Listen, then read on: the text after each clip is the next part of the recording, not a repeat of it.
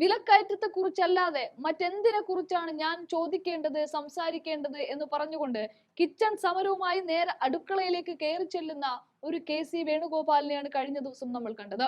അടുക്കളയിൽ നിന്നും അരങ്ങത്തേക്ക് മനുഷ്യർ ഇറങ്ങിയ ഒരു കാലമുണ്ടായിരുന്നു. ഇന്നും അങ്ങനെയൊക്കെ തന്നെ. പക്ഷെ ഇന്ന് ഒരു വ്യത്യാസമുണ്ട്.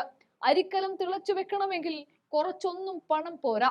10 വർഷങ്ങൾക്ക് മുൻപ് 1 കിലോ അരിക്ക് 30 രൂപയായിരുന്നു എങ്കിൽ ഇന്ന് 60 രൂപയായി മാറി.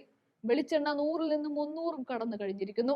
പപ്പടം, വെളിച്ചെണ്ണ കണ്ടിട്ട് കാലം എത്രയായി എന്നാണ് ചോദ്യം. ഉപ്പ് മുതൽ കർപ്പൂരം വരെ ഇങ്ങനെ ഇരട്ടിയിലധികം വിലയാണ്. അപ്പോൾ പിന്നെ ഞാൻ എങ്ങനെ വിലക്കയറ്റത്തെ കുറിച്ച് ചോദിക്കാതെയും പറയാതെയും ഇരിക്കുമെന്ന കനപ്പെട്ട ചോദ്യം തന്നെയാണ് KC കഴിഞ്ഞ ദിവസം ചോദിച്ചത്. നേരെ 2016-ഉം 2026-ഉം 10 വർഷം മുമ്പുള്ള ഒരു ചിത്രം എടുത്ത് നോക്കുമ്പോൾ ഇപ്പം അന്ന് 30 രൂപയാണ് അരിക്ക്, ഇന്ന് 52 രൂപയാണ്. വെളിച്ചെണ്ണയ്ക്ക് 99 ഇന്ന് 340 രൂപയാണ്. ഗോതമ്പ് പൊടി 28 രൂപയായിരുന്നു, 52 രൂപയായിരുന്നു. പാല് 40 രൂപ, 60 രൂപ. ഉണക്കമുളകിന് 161, 130 രൂപ.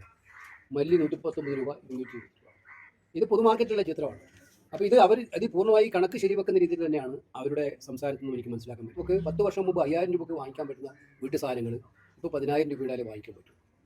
അതായത് 54% മുതൽ 82% വരെ സാധന വിലയിൽ വർധന ഉണ്ടായിട്ടുണ്ട് ഈ 10 വർഷത്തിനിടയിൽ. എന്നാൽ വരുമാനം വർധനവും പരമാവധി 32% വരെ, 30%ഒക്കെയാണ് വരുമാനം ഉണ്ടായിരിക്കുന്നത്.